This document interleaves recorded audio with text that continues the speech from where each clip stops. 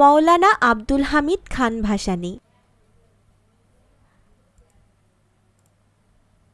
জন্ম ভাষী কৃষক প্রজা সম্মেলন করেন।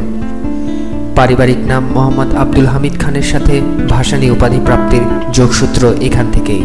3 দিনব্যাপী অনুষ্ঠিত এ সম্মেলনে বাংলা আসামের রাজনীতিতে তিনি প্রভাব বিস্তার করেন।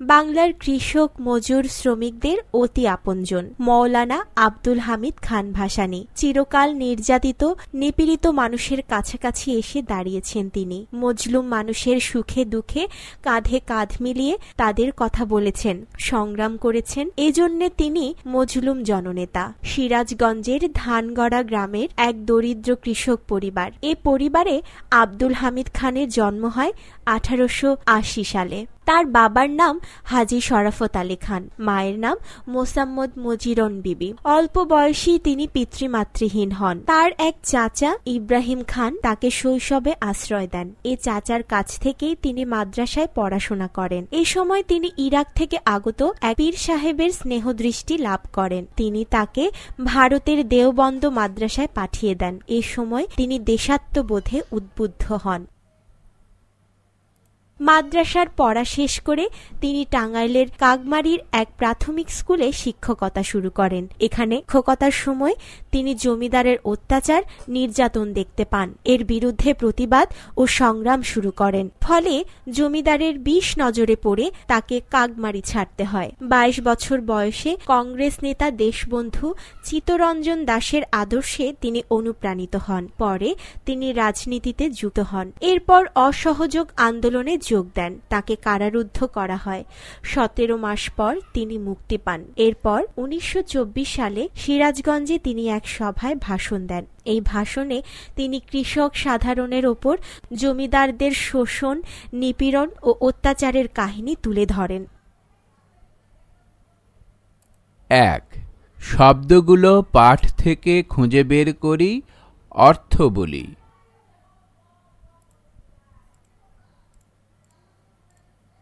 যুক্ত বর্ণগুলো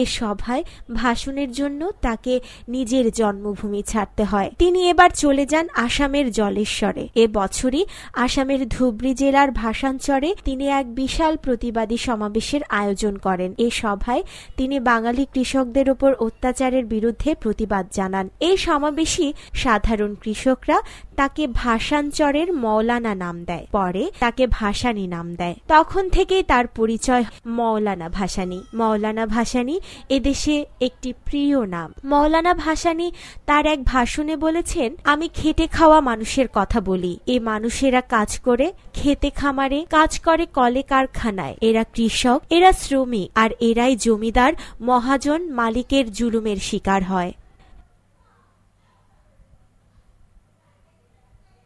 মূলত সারা জীবন তিনি নিপীড়িত মানুষের জন্যই সংগ্রাম করেছেন। 1947 সালে ভারত বিভাগের পর তিনি আসাম থেকে পূর্ব বাংলায় চলে আসেন। তিনি পূর্ব পাকিস্তান আওয়ামী মুসলিম লীগ প্রতিষ্ঠা করেন। পরে সংগঠনের নাম হয় পূর্ব আওয়ামী লীগ। তিনি টাঙ্গাইলের কাগমারিতে বাস করতে শুরু করেন। 1952 সালে রাষ্ট্রভাষা আন্দোলনে জড়িত থাকার কারণে তিনি আবার গ্রেফতার হন।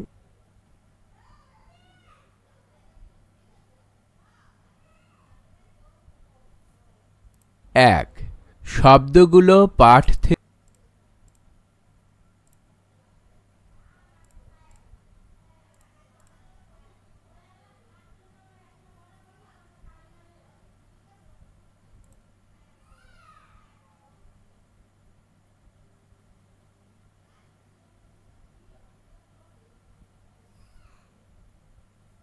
1954 সালের সাধারণ নির্বাচনে তিনি শেরে বাংলা একে ফজলুল হক ও হোসেন শহীদ সোহরাওয়ার্দীর সঙ্গে যুক্তফ্রন্ট গঠন করেন। যুক্তফ্রন্ট এই নির্বাচনে বিপুল ভোটে জয়ী হয়। 1957 সালে ভাসানী টাঙ্গাইলের কাগমারিতে এক বিশাল আন্তর্জাতিক সাংস্কৃতিক সম্মেলন আহ্বান করেন। এই সম্মেলন কাগমারি সম্মেলন নামে খ্যাত। এই সম্মেলনে যোগ দেন দেশ বিদেশের বহু খ্যাতিমান মানুষ। এই সম্মেলনে তিনি পূর্ব পাকিস্তানের মানুষের বঞ্চনার চিত্র তুলে ধরেন। মওলানা ভাসানী বুঝতে পেরেছিলেন পাকিস্তানের পশ্চিম অংশের শাসকরা ধর্ম ও জাতীয় সংহতির নামে পূর্ব বাংলার মানুষকে শোষণ করছে।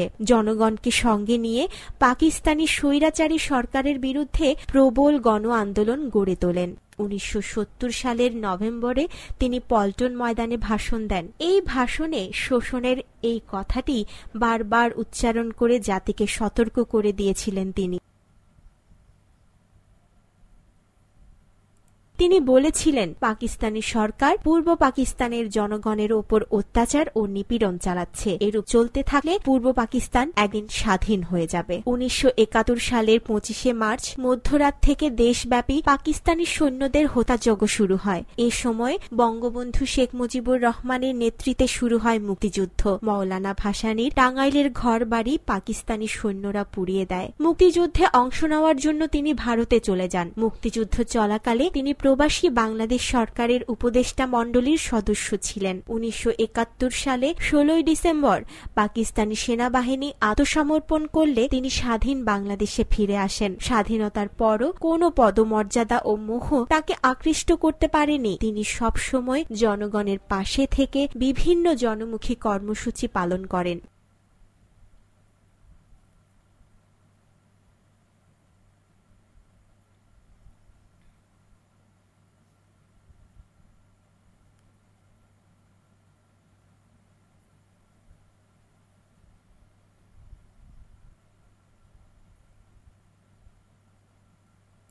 এক, শব্দগুলো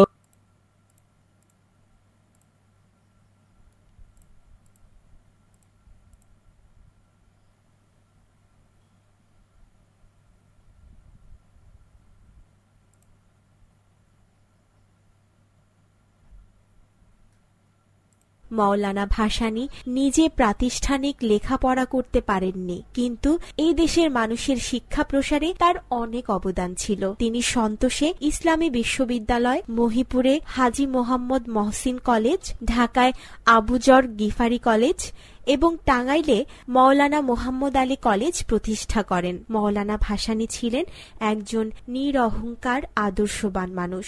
তার জীবনাচরণ ছিল অত্যন্ত সাদামাটা ও সহজ সরল। তিনি টাঙ্গাইলের সন্তোষে একটা সাধারণ বাড়িতে বাস করতেন, খেতেন সাধারণ মানুষের খাবার। এরকম অনাড়ম্বর জীবনযাপন খুব কম দেখা যায়। 1976 সালের 17 নভেম্বর এদিন মজলুম জননেতা মাওলানা আব্দুল হামিদ খান ভাসানী 96 বছর বয়সে ঢাকা মেডিকেল কলেজ হাসপাতালে মৃত্যুবরণ করেন। তার মৃত্যুতে আমাদের দেশের রাজনীতিতে একটি যুগের অবসান ঘটে। তাকে টাঙ্গাইল জেলার সন্তোষে ইসলামী বিশ্ববিদ্যালয় প্রাঙ্গণে সমাহিত করা হয়। মওলানা ভাসানীর জীবন থেকে আমরা শিক্ষা পাই প্রগাঢ় স্বদেশপ্রেম, প্রগতিশীল আদর্শ ও প্রতিবাদী চেতনার। তিনি চিরকাল শ্রদ্ধায় ও ভালোবাসায় বেঁচে থাকবেন এই দেশের কোটি কোটি মানুষের হৃদয়ে।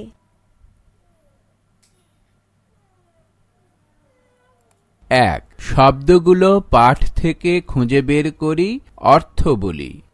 নির্যাতিত, নিপীড়িত, মজলুম, বিষনজর, কারারুদ্ধ, প্রতিবাদী, সমাবেশ, কাগমারি, সম্মেলন, প্রবাসী, বাংলাদেশ সরকার, পদমর্যাদা, আত্মসমর্পণ, মোহ, অনাড়ম্বর।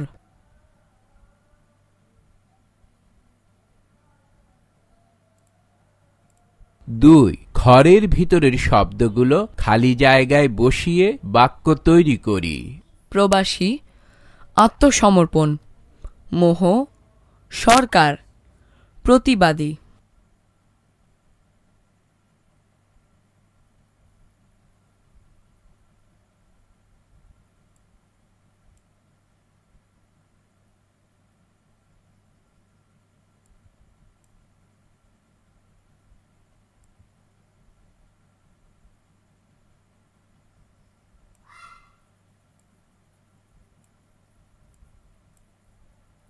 3. প্রশ্নগুলোর উত্তর মুখে মুখে বলি ও লিখি। ক মজলুম জননেতা কে ছিলেন? কেন তাকে মজলুম জননেতা বলা হয়? খ মাওলানা ভাসানী কোথায় পড়াশোনা করেন? গ তাকে কেন কাকমারি ছাড়তে বলা হয়েছিল? ঘ কিভাবে তার নাম মাওলানা ভাসানী হলো? পল্টন ময়দানের ভাষণে তিনি যা বলেছিলেন তার বিষয়বস্তু কি? চ শিক্ষাক্ষেত্রে মাওলানা ভাসানী কি অবদান রেখেছেন?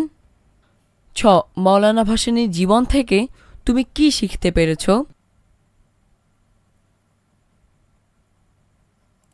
4. নিচের শব্দগুলো দিয়ে বাক্য রচনা করি।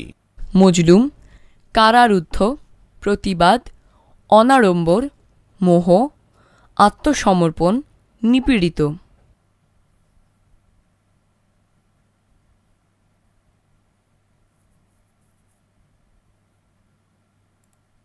5. জেনে নি। দেশবন্ধু চিত্তরঞ্জন দাস ব্রিটিশ বিরোধী আন্দোলনের একজন মহান নেতা। পশ্চিমবঙ্গের কলকাতায় 1870 সালে দেশবন্ধু চিত্তরঞ্জন দাস জন্মগ্রহণ করেন। তার পৈতৃক নিবাস বাংলাদেশের ঢাকার বিক্রমপুরের তেলিরবাগ গ্রামে। তিনি যেমন ছিলেন বিখ্যাত রাজনীতিবিদ, তেমনি ছিলেন একজন কবি ও সম্পাদক। এদেশের হিন্দু ও মুসলমানদের মধ্যে ঐক্য ও সম্প্রীতি প্রতিষ্ঠার জন্য সারা জীবন কাজ করেছেন তিনি। তিনি ছিলেন বাংলার সাধারণ মানুষের অতি প্রিয় নেতা। 1925 সালে তাঁর মৃত্যুতে রবীন্দ্রনাথ ঠাকুর ও কাজী নজরুল ইসলাম কবিতা লিখে শ্রদ্ধা জানান। 6. ঠিক উত্তরটিতে টিক চিহ্ন দিই। ক মাওলানা ভাসানী চিরকাল কেমন মানুষের পাশে দাঁড়িয়েছেন? খ মাওলানা ভাসানী কোন পীর সাহেবের স্নেহদৃষ্টি লাভ করেন?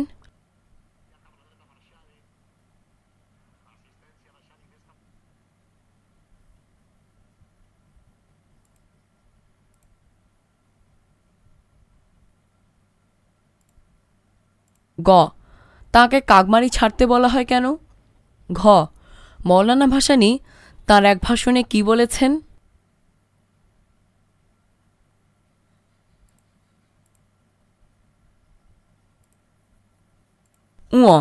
মাওলানা ভাসানী শেরে বাংলা একে ফজলুল হক ও হোসেন শহীদ সোহরাওয়ার্দীর সঙ্গে গঠন করেন। চ মুক্তিযুদ্ধ চলাকালে তিনি প্রবাসী বাংলাদেশ সরকারের উপদেষ্টা মণ্ডলীর কি ছিলেন? ছ তিনি কোন নেতার আদর্শে অনুপ্রাণিত হয়ে রাজনীতিতে যুক্ত হন? 7. বাক্যের সাথে মিল করে ঠিক শব্দের উপর টিক চিহ্ন দিই। ক মজলুম মানুষের সুখে দুঃখে কাঁধে কাঁধ মিলিয়ে তাদের কথা বলেছেন মাওলানা ভাসানী, শেরে বাংলা, শহীদ সোহরাওয়ার্দী। খ মাওলানা ভাসানী কারারুদ্ধ হওয়ার পর মুক্তি পান 13, 14, 17 মাস পরে। গ তাঁকে ভাসানী নাম দেয় ভাসানচরের, কাকমারির, ঢাকার সমাবেশের পর। ঘ মাওলানা ভাসানীর টাঙ্গাইলের ঘরবাড়ি পাকিস্তানি সৈন্যরা পুড়িয়ে দেয়, পাহারা দেয়, তাদের দখলে নিয়ে নেয়।